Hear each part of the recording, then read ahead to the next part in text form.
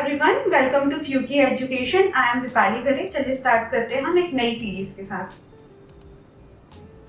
तो आज का हमारा जो सीरीज है वो है पार्ट 3 व्यावसायिक वातावरण, जो होता है बिजनेस इन्वायरमेंट। तो चलिए बढ़ते हैं नेक्स्ट सीरीज की तरफ।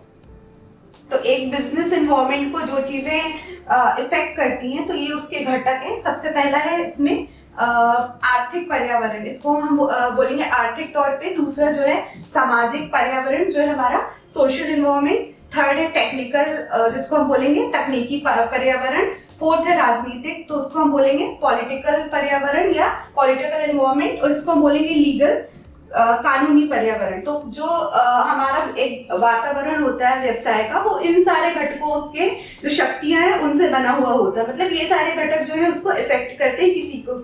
आर्थिक हो गया, उसमें हम नीतियां जो बनाते हैं पैसों से रिलेटेड। फिर सामाजिक, मतलब रीति रिवाज, कल्चर, ये सब जो चीजें हैं ये सामाजिक पर्यावरण में आ गया। तीसरा है तकनीकी पर्यावरण, जो आजकल की प्रौद्योगिकी, टेक्निकल चीजें बहुत सारी आ गई, कंप्यूटर रिलेटेड सॉफ्टवेयर, तो ये सारा भी एक बिजनेस इन्वायरमेंट को इफेक्ट करता है। फिर है राजनीतिक, मतलब पॉलिटिकल पार्टीज चेंज हो रही, सरकारें चेंज हो रही है, तो उसमें भी एक जो बिजनेस पर्यावरण है वो ढलता या बढ़ता है उसके अनुरूप। फिर है कानूनी, नियम कानून सरकार के बदलते रहते हैं, कोई अधिनियम आ गया, कुछ आ गया बिजनेस से रिलेटेड, तो वो भी, ये सारे जो घटक हैं वो एक व्यावसायिक पर्यावरण को इफेक्ट करते हैं। ठीक है, तो ये सारी चीजें इसमें है, इन्हीं के बारे में ये पूरा चैप्टर है, उसी को ये हम कवर करेंगे। तो इनके अंतर्गत क्या क्या चीजें आती है, क्या क्या अवधारणा का कॉन्सेप्ट है, उसके बारे में हम समझेंगे। तो चलिए हम स्टार्ट करते हैं इसकी एमसीक्यू सीरीज के साथ।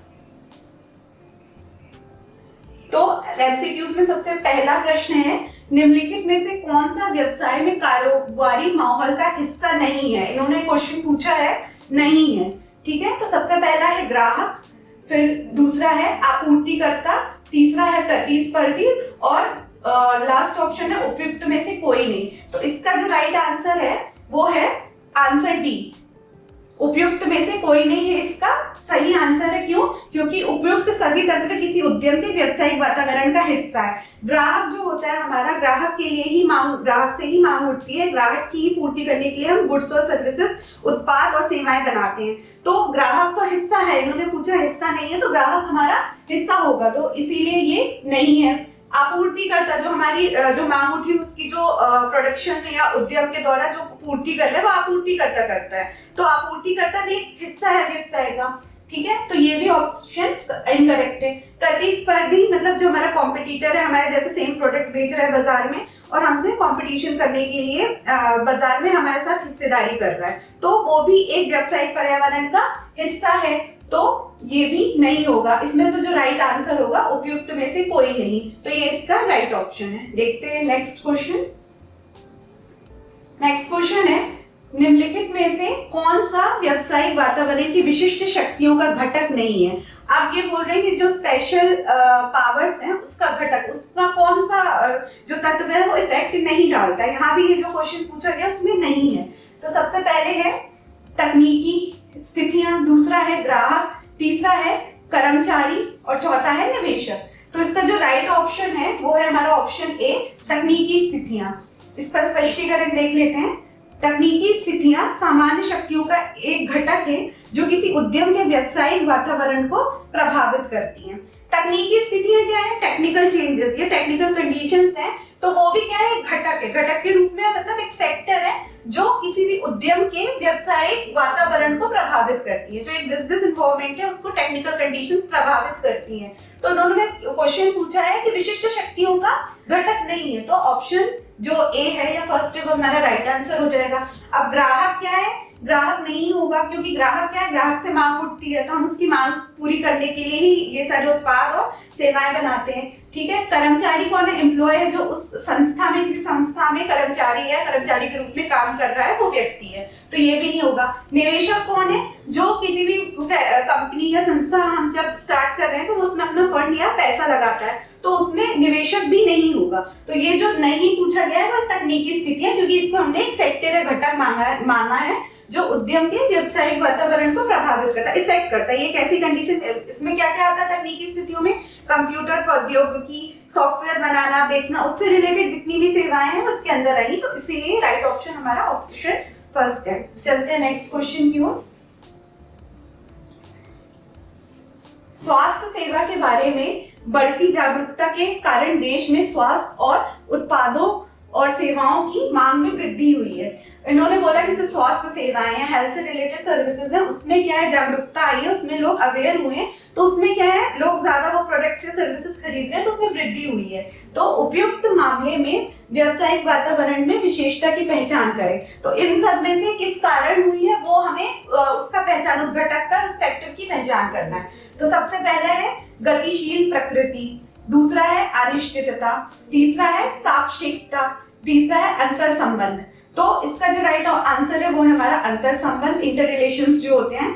तो अंतर संबंध है क्योंकि व्यावसायिक वातावरण के विभिन्न तत्व या भाग आपस में घनिष्ठ रूप से जुड़े हुए हैं। अंतर संबंध क्या, इंटर रिलेशन, को रिलेटेड है, एक दूसरे से जुड़े हुए, मतलब इनका इंटरकनेक्टेड है, मतलब एक दूसरे से इनका आपसी रूप में घनिष्ठ संबंध है। तो ये इसका, क्योंकि जब हम बात कर रहे हैं स्वास्थ्य सेवाओं की, तो ये इंटर रिलेटेड है, क्योंकि अगर स्वास्थ्य सेवाओं में वृद्धि हुई है तो लोगों के लाइफस्टाइल में भी चेंजेस या परिवर्तन हुए होंगे, तो ये हम अंतर सेवा के रूप में मानते हैं। ये एक विशिष्ट तत्व है जिसके आपस में घनिष्ठ रूप से, मतलब इंटर रिलेटेड है, लोगों की लाइफस्टाइल से उनके हेल्थ पे डायरेक्ट इफेक्ट पड़ेगा, तो इसलिए इसका राइट आंसर है अंतर संबंध। अब गतिशील प्रकृति क्यों नहीं होगा, क्योंकि इन्होंने इसकी बात, गतिशील मतलब जो बढ़ता जा रहा है, जिसका नेचर है रेगुलर बढ़ना, तो वो एक व्यवसाय को हम मानते हैं कि गतिशील प्रकृति का होता है, कि लॉन्ग टर्म के लिए हम मान के चलते हैं, वो चलता रहता है, तो इसका गतिशील प्रकृति नहीं होगा। अनिश्चितता, अनसर्टेनिटी जो होती है कि कभी कभी कुछ अनिश्चित चीजें या घटक या इवेंट्स घट जाते हैं किसी भी व्यवसायिक पर्यावरण में, तो वो उसको इफेक्ट करते हैं, तो ये भी नहीं होगा। सापेक्षता भी नहीं होगा कि सुचारू रूप से हम इसको नहीं लागू कर पा रहे हैं, या उसमें कुछ तत्व या वो चीजें सम्मिलित नहीं है जो उस घटक को पूरा करे। तो इसका राइट आंसर है अंतर संबंध, जो स्टेटमेंट है उससे ये करेक्ट मैच होता है, जो है इंटर रिलेशन या एक दूसरे से घनिष्ठ रूप से ये जुड़े हुए। चलते हैं नेक्स्ट क्वेश्चन की ओर। फिर फोर्थ क्वेश्चन है, जो कि अधिक संख्या में लोग सौंदर्य और स्वास्थ्य के प्रति अधिक जागरूक हो गए। अब यहाँ पे भी अधिक संख्या में सौंदर्य मतलब ब्यूटी प्रोडक्ट्स वगैरह या कॉस्मेटिक्स अपना रहे हैं, उसके प्रति अवेयरनेस हुई है, इसलिए हमारी अर्थव्यवस्था में स्वास्थ्य और सौंदर्य स्पा और वेलनेस क्लिनिकों की संख्या में अभूतपूर्व वृद्धि देखी गई है। क्योंकि लोग क्या है, अवेयरनेस है अभी भी इसमें ब्यूटी और हेल्थ के प्रति, तो उसमें क्या है, जो कॉस्मेटिक प्रोडक्ट्स होते हैं या ब्यूटी प्रोडक्ट्स होती है उसमें वृद्धि हुई है।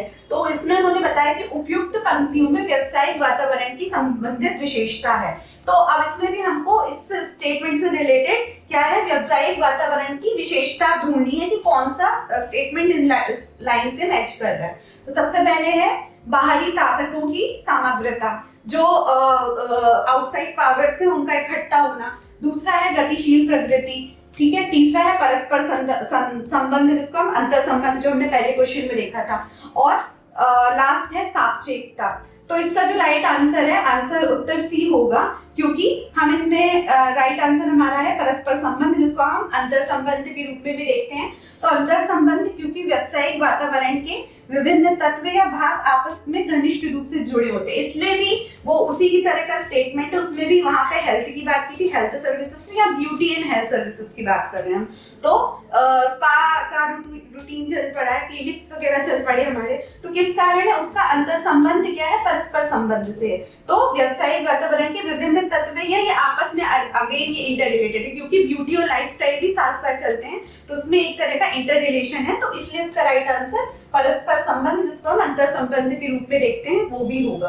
अब बाहरी ताकतों की सामग्रिता इसलिए नहीं होगा क्योंकि ये आउटसाइड पावर्स की बात करें, इंटर रिलेशंस, जो इंटरनेशनल रिलेशंस हो गए, या एक वातावरण के बाहर के घटक जो है, तो उन पावर्स की जो एकाग्रता है या समग्रता वो इकट्ठे आ रहे, तो वो ये नहीं होगा, क्योंकि ये एक तरीके का जो रूटीन और लाइफस्टाइल से संबंधित है, तो ये नहीं होगा। फिर गतिशील प्रकृति, वो एक व्यवसाय में होती है कि वो एक तरीके से रेगुलर चलते जाते हैं। हम जानते हैं कि व्यवसाय एक लंबे समय तक चलेगा, तो वो गतिशील उसकी प्रकृति होती है, तो वो भी इस स्टेटमेंट से मैच नहीं कर रही। सापेक्षता भी नहीं होगा कि किसी तत्व को आप प्रमाणित कर रहे हो या उसमें उस तरह के प्रमाण ला रहे हो। तो इसका जो राइट आंसर वो है हमारा परस्पर संबंध। चलते हैं नेक्स्ट क्वेश्चन की ओर।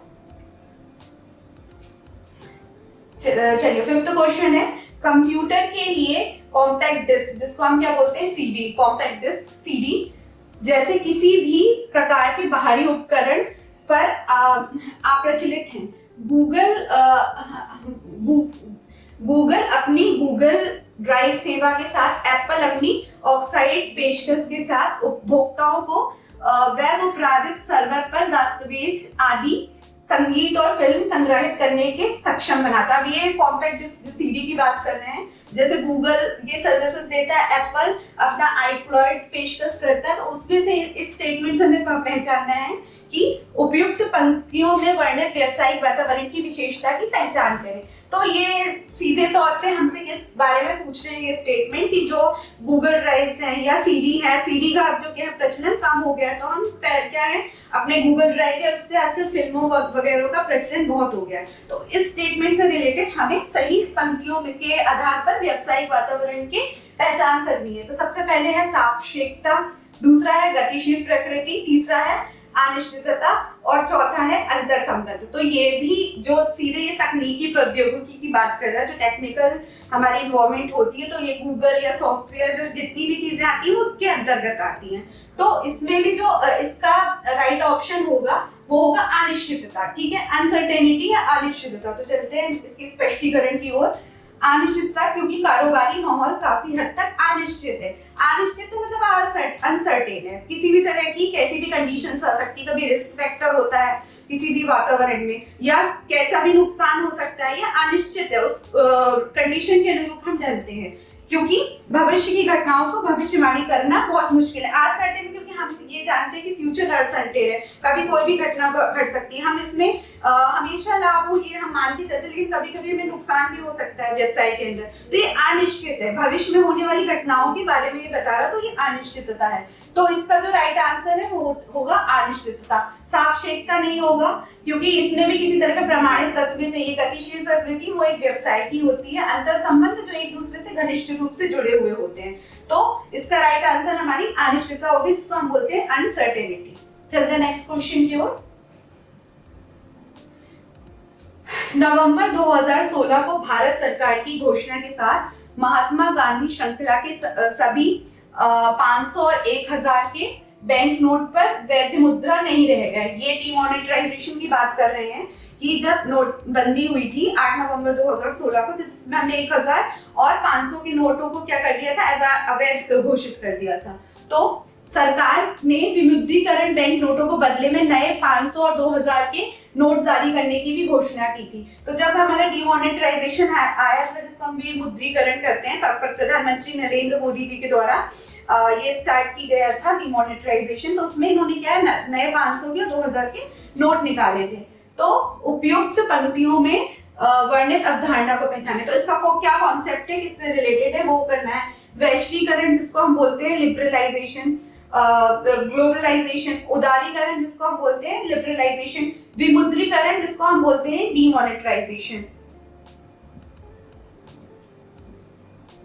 डीमोनेटाइजेशन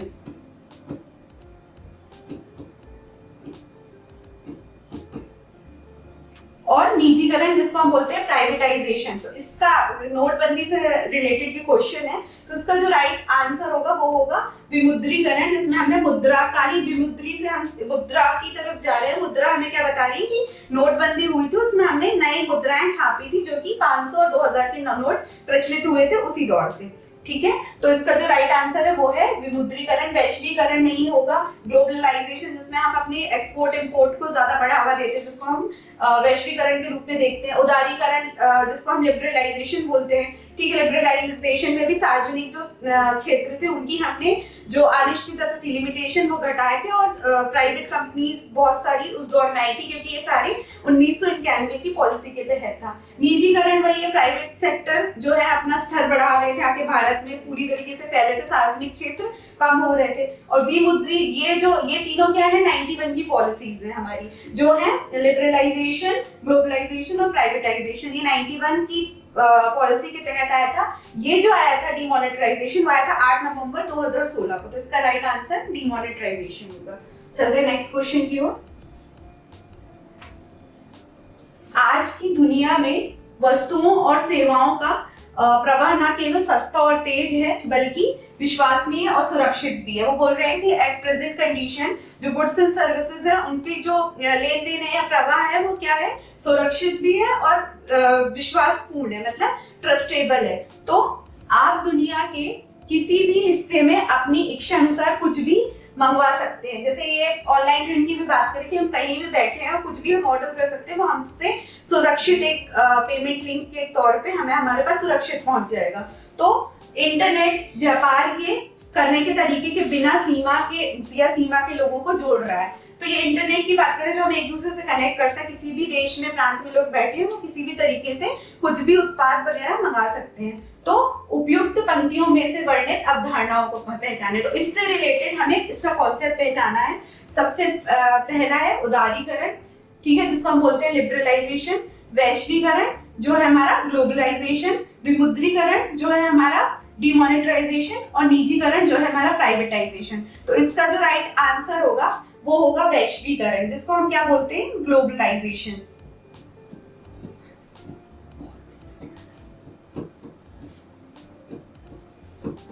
इसमें हम क्या करते हैं कि जो हमारा इंटरनेशनल ट्रेड है उसको बढ़ावा देते हैं। इंपोर्ट एक्सपोर्ट मतलब हम एक देश से दूसरे देश की सेवाएं, एक देश में बैठ के दूसरे देश की सेवाएं ले सकते हैं, ठीक है। हम व्यापार को सुदृढ़ और मजबूत बना रहे हैं उसके तौर पे कि हम वहां से कोई भी उत्पाद या सेवाएं अपने देश में मंगा सकते हैं। तो ये इसलिए पॉसिबल हुआ इंटरनेट के थ्रू। तो हम क्या कर रहे हैं कि अपने व्यापार को बढ़ावा दे रहे हैं, इसलिए हम इंटरनेशनल तौर पर एक्सपोर्ट इंपोर्ट को सुचारू रूप से प्रभाव कर रहे हैं, जिससे हम कोई भी उस देश में या दूसरे देश में जो भी माल उत्पाद या जो भी सर्विसेज बन रहे हैं उनको आसानी से खरीद सकते हैं। जैसे यहाँ से अगर हमें एक देखें कि यहाँ से कई मात्रा में कई देशों में पानी नहीं होता है, तो भारत क्या है उसका क्या करता है, पानी वहां तक पहुंचाता है। वहां से किसी तरह का जो भी पेट्रोल है, जैसे सऊदी अरब में ये कॉमनली पाया जाता है कि पेट्रोल वहां बहुत मात्रा में पाया जाता है, पानी की वहां कमी है। तो ये एक्सपोर्ट इंपोर्ट के जरिए बहुत सुचारू रूप से लागू हुआ है कि वहां से हम पेट्रोल लेके यहाँ से हम उनको पानी उपलब्ध करवा सकते हैं। सऊदी अरब जैसे देशों में ये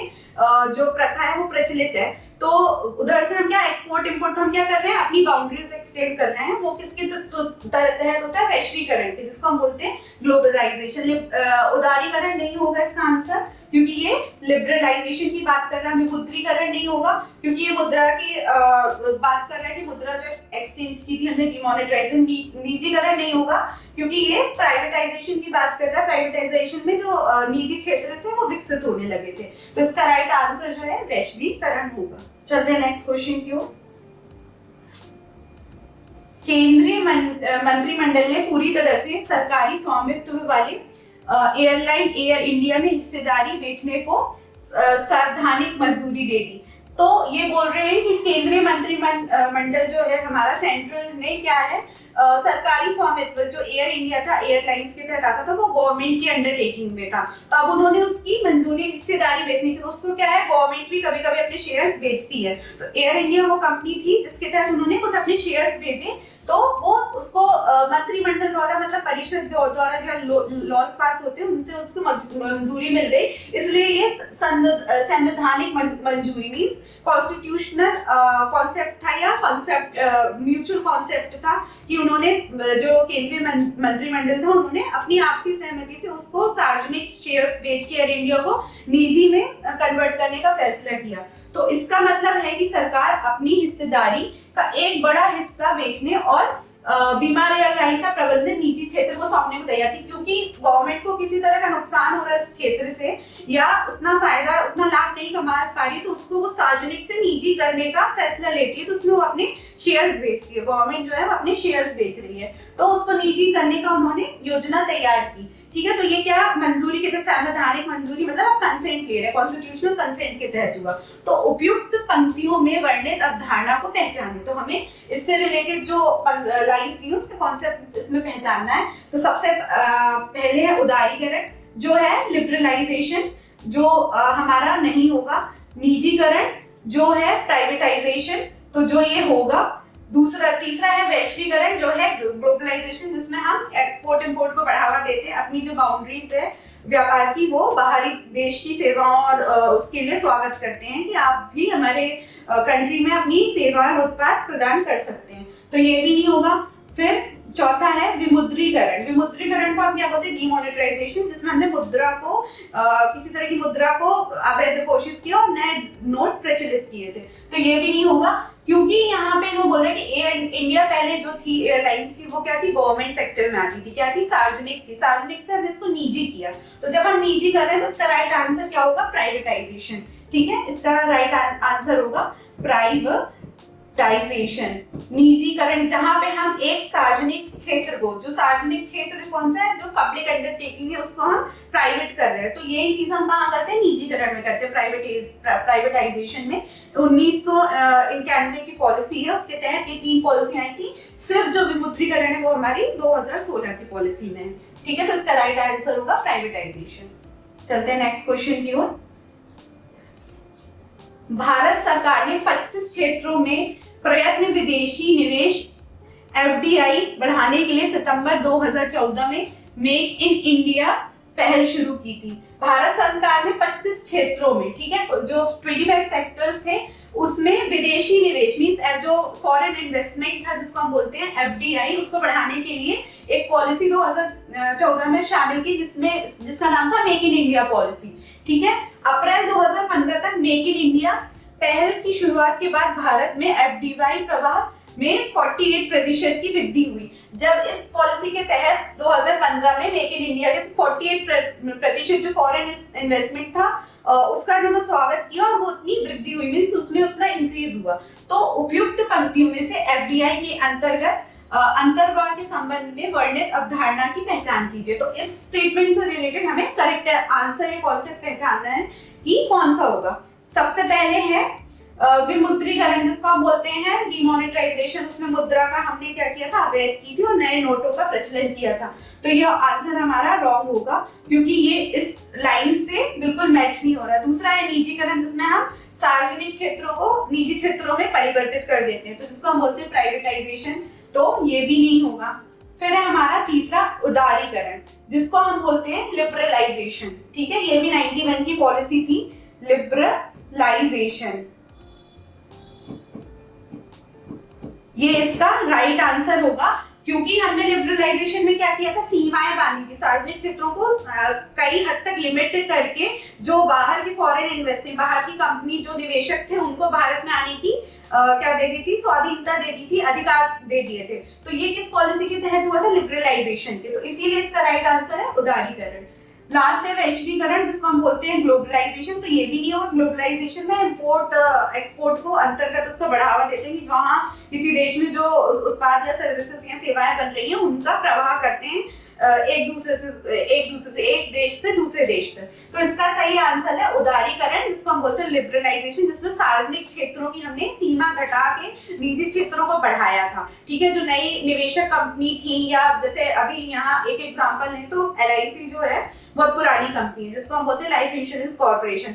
तो मैक्स इंश्योरेंस और ये क्या है? सार्वजनिक क्षेत्र में थी LIC, क्योंकि लोग एक ही बीमा करवाते थे। अब क्या है, जब से ये हमारा लिबरलाइजेशन की पॉलिसी आई तो उसके तहत मैक्स इंश्योरेंस या बहुत सारे नए नए इंश्योरेंस क्षेत्रों का विकसित होने लगा भारत में। तो ये किस पॉलिसी के तहत हुआ था? लिबरलाइजेशन, क्योंकि हमने उनको इन पॉलिसीज के तहत स्वागत किया था कि जो फॉरेन इन्वेस्टमेंट है, बाहर की जो कंपनियां हैं वो भारत में आके विकसित हो सकती हैं, और उसमें हमने सार्वजनिक क्षेत्रों की क्या लिमिटेशन बताई थी, उनको लिमिट में किया था। तो इसीलिए ये लिबरलाइजेशन होगा, उदारीकरण उसके अंतर्गत। चलते हैं नेक्स्ट क्वेश्चन की ओर, जो है क्वेश्चन 10।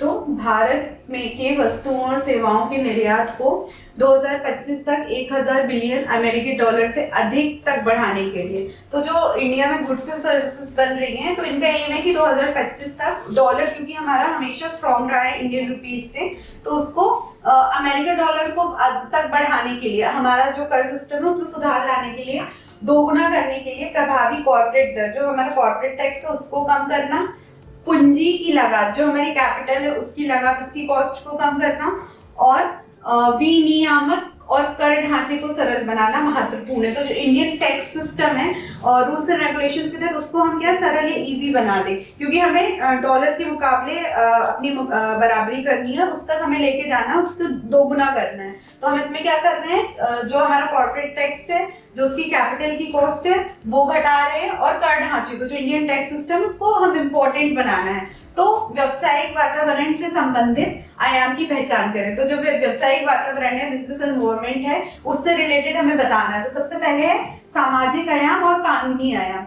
तो ये जो ऑप्शन है वो नहीं होगा, क्योंकि सामाजिक आयाम में हम क्या रीति रिवाज कल्चर उसकी बातें करते हैं, जो हमें ट्रेडिशन फॉलो करते आ रहे हैं। कानूनी में रूल्स रेगुलेशंस होते हैं, सरकार द्वारा पास अधिनियम होते हैं, तो ये नहीं होगा। तकनीकी आयाम और राजनीतिक आयाम, ठीक है, ये भी नहीं होगा, क्योंकि तकनीकों में क्या है, सॉफ्टवेयर बनाना बेचना उसकी बात हम करते हैं, या कंप्यूटर रिलेटेड कोई भी काम हम कर रहे हैं, तकनीकी प्रौद्योगिकी का कोई भी काम कर रहे हैं, तो वो इसके रिलेटेड आता है। राजनीतिक आयाम क्या है, पॉलिसीज बना रहे हैं पार्लियामेंट में या सरकारें चेंज हो रही, तो वो राजनीतिक तत्व रहते हैं जो उसको इफेक्ट करते हैं, तो ये भी नहीं होगा। थर्ड ऑप्शन है राजनीतिक आयाम और सामाजिक आयाम। तो ये जो है ये भी नहीं होगा, क्योंकि राजनीतिक आयाम वही है कि हम सरकार चेंज हो रही है, कोई नई सरकार आ रही तो अपना नया ढांचा लेके आ रही है, पॉलिसीज वगैरह बना रही, तो उसके तहत भी नहीं होगा। सामाजिक आयाम वही रीति रिवाज कल्चर, कोई ट्रेडिशन हम फॉलो करते आ रहे हैं, है ना, तो ये उसके तहत भी नहीं होगा। क्योंकि लास्ट ऑप्शन है हमारा आर्थिक आयाम और कानूनी आयाम, ये हमारा राइट ऑप्शन होगा, क्योंकि आर्थिक में हम क्या है, किसी भी तरह का लेन देन या पैसों से रिलेटेड कुछ भी कर जो सिस्टम है हमारा, आर्थिक जो इनकम टैक्स के अंदर ही एक टैक्स स्ट्रक्चर या इनकम फॉलो होती, तो वो किसमें पैसों से लेन देन के कारण है। तो ये आर्थिक आयाम और कानूनी आयाम, क्योंकि हमने यहाँ विनियम की बात की है, यहाँ पे हमने क्या विनियम जिसमें रूल्स रेगुलेशंस आते हैं, तो ये जैसे हमने एक्ट ही बना रखा अपना इनकम टैक्स एक्ट, जिसको हम क्या बोलते हैं, भारत कर अधिनियम के रूप में हम पहचानते हैं। तो वो जो अगर हमें अपना टैक्स ढांचा मजबूत बनाना, कई तरह के कर कम करने, तो इंडियन टैक्स सिस्टम के अंदर ही आएगा, ठीक है, एक्ट के अंदर ही आएगा। तो इसका राइट आंसर होगा हमारा आर्थिक आयाम और कानूनी आयाम। चलते हैं नेक्स्ट क्वेश्चन की ओर। किसी व्यवसाय को अपने प्रतिस्पर्धी पर बचत बनाए रखने के लिए बेहतर गुणवत्ता वाली वस्तुओं और सेवाओं की खरीद में व्यापक विकल्प प्रदान करना पड़ता है, ठीक है। कोई भी बिजनेस है उसको ग्रो करने के लिए अपने कॉम्पिटिटर से, क्योंकि हमारे पास हमेशा प्रतिस्पर्धा, मतलब हमारे जैसे ही वो गुड्स और सर्विसेज प्रोड्यूस कर रहे हैं और मार्केट में हमारे कॉम्पिटिटर के तौर पे जाना पड़ता है, तो उससे अगर हमें टक्कर करना तो हमें उचित गुणवत्ता वाले प्रोडक्ट और सर्विसेज बनाने हैं, तो उसमें विकल्प प्रदान करता है। उदारीकरण, निजीकरण और वैश्वीकरण के साथ नई आर्थिक नीतियों के कार्यान्वयन ने कॉर्पोरेट क्षेत्र के लिए विभिन्न चुनौतियां खड़ी कर दी। तो जैसे हमारी 91 की पॉलिसीज है, 1991 की लिबरलाइजेशन, ग्लोबलाइजेशन एंड प्राइवेटाइजेशन, तो ये हमने जब इसको 91 में लाया था, तो उसके साथ हमारे पास क्या है, नए कॉर्पोरेट क्षेत्र में बहुत सारे हमारे पास चैलेंजेस आए थे। तो इनमें से पूछ रहा है कि इनमें से एक महत्वपूर्ण चुनौती को ऊपर दी गई पंक्तियों में समझाया गया। तो इस स्टेटमेंट से या इन पंक्तियों से रिलेटेड एक उसमें बताया गया, वो पंक्ति वो लाइन कैसे रिलेट करती है, किस लाइन से रिलेट करती है। सबसे पहला है बढ़ती प्रतिस्पर्धा, वो तो है ये, कॉम्पिटिटर्स जो हमारे बढ़ रहे हैं, कंपटीशन बढ़ रहा है। दूसरा है अधिक मांग वाले ग्राहक, क्योंकि ग्राहकों की मांग लगातार बढ़ती जा रही है। मांग कहाँ से आती है, ग्राहकों से आती है, तो उसी अकॉर्डिंग सप्लाई होती है, तो ये ऑप्शन भी नहीं होगा। बढ़ती प्रतिस्पर्धा, कॉम्पिटिटर्स तो बढ़ ही रहे हैं, क्योंकि एक तरह का प्रोडक्ट बहुत सारे कॉम्पिटिटर्स मार्केट में बेच रहे हैं, तो बढ़ती प्रतिस्पर्धा भी नहीं होगा, क्योंकि कॉम्पिटिशन तो शुरू से ही था। तीसरा है बढ़ती प्रतिस्पर्धा, इसका राइट आंसर होगा, क्योंकि ये प्रतिस्पर्धे की ही बात कर रहे हैं, मतलब ये कंपटीशन की ही बात कर रहे हैं। तो ये जो पॉलिसी आई है, चुनौतियां क्यों खड़ी हुई, क्योंकि पहले क्या होता था कि एक तरह के गुड्स और सर्विसेज बहुत कम प्रोड्यूसर्स बना रहे होते थे, तो मार्केट में कंपटीशन भी हमारा बहुत कम होता था, ठीक है। तो इसका राइट आंसर बढ़ती प्रतिस्पर्धा होगी, क्योंकि ये जो तीनों पॉलिसीज आई हमारी वो इसी के तहत आई हैं। इसी के तहत हमने क्या किया, लिबरलाइजेशन, ग्लोबलाइजेशन और प्राइवेटाइजेशन को बढ़ावा दिया, जिसमें जो कंपटीशन है या मार्केट है उसमें बहुत सारे चैलेंजेस हमारे लिए बढ़ गए। तो बढ़ती प्रतिस्पर्धा ही इसका राइट आंसर होगा, क्योंकि क्या है, हम यहाँ कॉम्पिटिशन की बात कर रहे हैं, तो जो कॉम्पिटिटर बेहतर गुड्स और सर्विसेज हमें प्रदान कर रहा है, लोग उससे ही खरीदेंगे, तो ये उसके तहत जो चैलेंजेस है वो बढ़ती प्रतिस्पर्धा हमारा राइट आंसर होगा।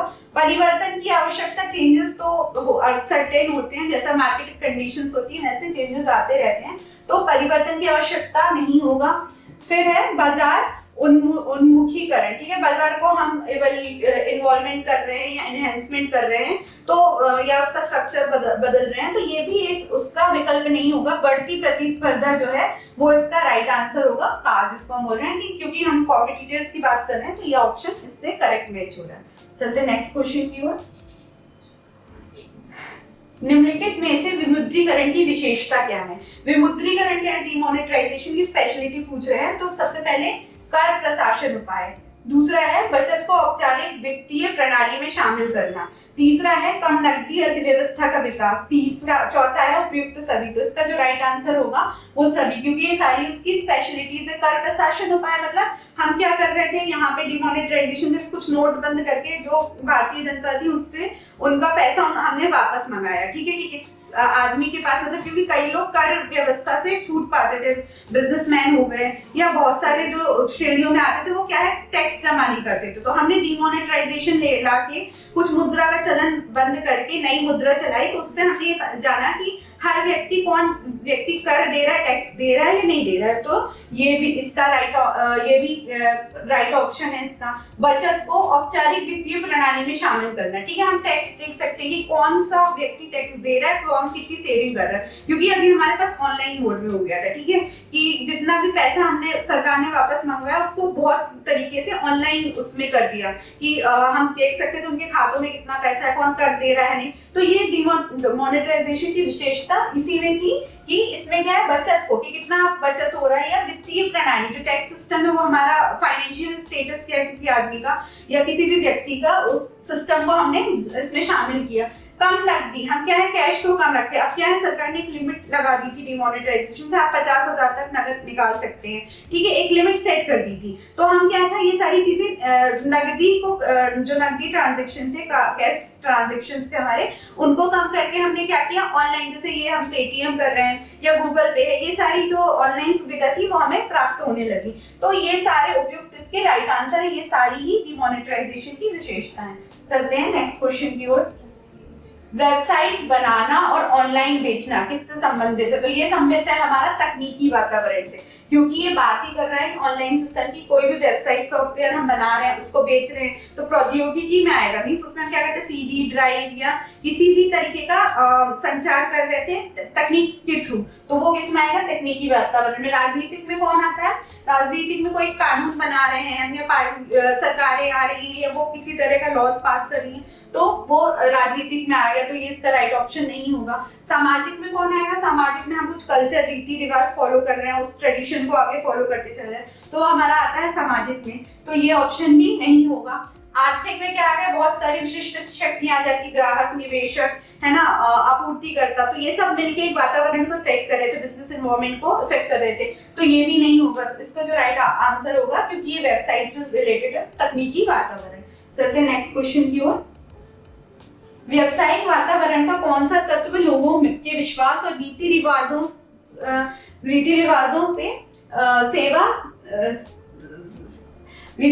के आकार लेता है? तो इन्होंने पूछा है कि एक बिजनेस एनवायरनमेंट में वो कौन सा फैक्टर है जो लोगों के रीति रिवाज, जैसे हम दिवाली मना रहे हैं तो वो हमने कोई नया ट्रेडिशन फॉलो नहीं किया, वो हमारे पुराने रीति रिवाज या कल्चर से आया है, ठीक है, कि हम उसके पीछे एक प्रथा पाते हैं कि अयोध्या में रामचंद्र जी का प्रवेश हुआ था तो हमने दीप जलाए थे, तो ये क्या है हमारे कल्चर और ट्रेडिशन से हमें मिला है। तो वो विश्वास और रीति रिवाज जो है वो सीधा हमारे सामाजिक वातावरण को दर्शाते हैं। तो इसका जो राइट ऑप्शन है वो है हमारा ऑप्शन सी, सामाजिक वातावरण, क्योंकि सामाजिक में ही हम किसी कल्चर फॉलो कर रहे हैं या ट्रेडिशन आगे लेते जा रहे हैं, होली दिवाली या जो भी हम फेस्टिवल मना रहे हैं उसके पीछे हमारे कल्चर या हमारे रीति रिवाजों से जुड़े हुए हैं, तो ये सामाजिक वातावरण इसका राइट आंसर होगा। कानूनी वातावरण की हम कोई एक्ट अधिनियम बना रहे हैं, उसको पास कर रहे हैं, रेगुलेशंस मेंटेन कर रहे हैं, तो ये उससे नहीं है। आर्थिक वातावरण में भी बहुत सारी विशिष्ट शक्तियां जो एक वातावरण का हिस्सा होती हैं, बिजनेस एनवायरनमेंट, जैसे ग्राहक, आपूर्तिकर्ता, निवेशक, बहुत सारी चीजें जो एक